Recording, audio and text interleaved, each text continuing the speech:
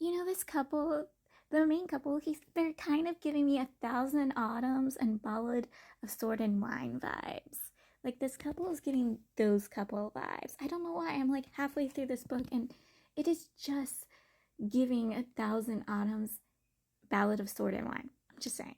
So the main character assumes that the male lead is involved in the conspiracy, basically an Uvo that was supposed to arrive to drop off gifts for the emperor so their kingdom could be under the emperor's protection, was attacked, and everyone except the concubine was killed. And the concubine is missing. And because she used to go to the, kind of church, not church, I'm not sure what you call it, but the location the male lead was running, they assume the male lead is involved with it because he just arrived 2 months, and in 2 months he took a location that was falling apart and made it a beautiful, well-known one. And so he thinks he's involved. So he went there. The male lead was targeted and almost assassinated, and the person accused the male lead of being a traitor. So again, the main character fully assumes the male lead is involved. He doesn't actually, I will explain it. So he brings male lead there. The male lead refuses to explain anything or talk to him because, again, he's accusing the male lead of crimes the male lead did not, commit. So he has the male lead tortured in prison. No sound, not seeing anything, like he's full on being house arrested, slowly isolated, and tortured that way mentally. He also has the male lead poisoned. He also sooner or later figures out, or had known from the get-go, the male lead's identity because they're both leaders of an organization. Like, the male lead's organization is a crime-solving organization underneath the emperor, while the male leads is a crime organization underneath the empress. They're basically spies for either ruler. Crime solvers also. But yeah, the sooner or later the main character figures that out, but instead of freeing the male lead, he continues to mess with the male lead. Also, like the male lead in 1,000 Autumns, the main character in this likes to tease the male lead. He does perverted things to the male lead, not completely perverted things, but flirting, flirtatious things, trying to get on the male lead's last nerve, except our male lead, he's like, bitch, please, and fires back. He fires back fully. He ruins the main character's reputation when they went to a auction and made out that the main character had forced him to go with him and trying to force himself, and that the main character had done things to his sister and was forcing things upon his sister and made his sister into a plaything, even though the sister doesn't actually exist. I am not kidding. It's insane. But, yeah, the male lead is not going along. He's not being quiet about it. He's not stirring in anger like our main character in 1,000 Autumns. No, he fights back. And sooner or later, yeah, the main character in 1,000 Autumns fight back. But this male lead is here to give word back word. Even making the main character in this falter. Woo! This is the scene I'm talking about.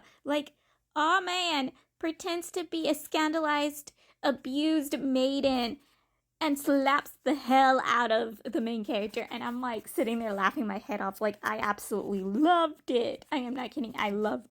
They able to get hold of the jade that the Evo was bringing to the emperor so the Evo's country would be protected, except they figured out it's a fake one. And a bunch of people come to attack them, basically check if this was the real one, because the Evo brought a fake and real one. Obviously, in cases it got stolen or someone tried to take it, they would probably take the fake one. Well, there was 2 people who attacked the Evo, and either side wasn't sure which one had the real one, so they did this whole test. Our group has the fake one right now. All these groups of people came to check if it was the real one or fake one. Also, one of the people from the group isn't actually there for the J token, but actually after the main character's life. They want the main character dead. Also, one of the people in this group of people checking if it's the real Jade token or the fake one. She's from the same sack our demoness from A Thousand Autumns is, the one that flirts with the main character all the time. Yeah, she's from the same sack as our demoness from A Thousand Autumns is. I was super excited. Also, the scene reminded me a scene from A Thousand Autumns in the first or second book. I'm pretty sure it's the first book, where, they're all in that temple. Yes, that's the word, not church. It was temple. But yeah, they're in a temple and they all get, the male lead's there, the main character's there, the little traitor rat scum was there, all those people were there, the Demesis was there. They were all after the male lead and the little panther thing that the male lead had. Yeah, that scene reminds me of this scene so much. Like, I am not kidding. When I was reading this scene, I was like, oh my god, remember that scene from A Thousand Autumns, the one I read 2 years ago? Like, the male lead and the main character's right-hand man, they each get kidnapped by someone. The person who kidnaps the male lead was a man, a monk, serving underneath the second prince. So the second prince's monk kidnaps the male lead. The main character is able to save the male lead, and the main character's right-hand man freed himself from his own kidnappers and arrived to help the main character save the male lead. Just like in A Thousand Autumns, the male lead, well, in A Thousand Autumns, it was the main character who had a sickness, which was being blind. And this one, the male lead is the sick one, and he is very sick. Like, he has a weak constitution. Like, he's constantly having fevers or coughing. There's talks about him maybe coughing up blood. Like, he does not have a good health, and being poisoned by the main character did not make his health any better. I mean, his two subordinates, who are on the same case as the main character and his subordinate is, they're solving the case by clues that the male lead left him and going wherever the male lead told them. They're kind of going in the different direction, but sooner or later, I'm pretty sure they will end up in the same spot the main character is. But yeah, they're going somewhere else. Well, they're constantly worrying over his health. Specifically, his female subordinate is worrying over his health. But yes, they're both worrying over his health. He is a very sickly beauty.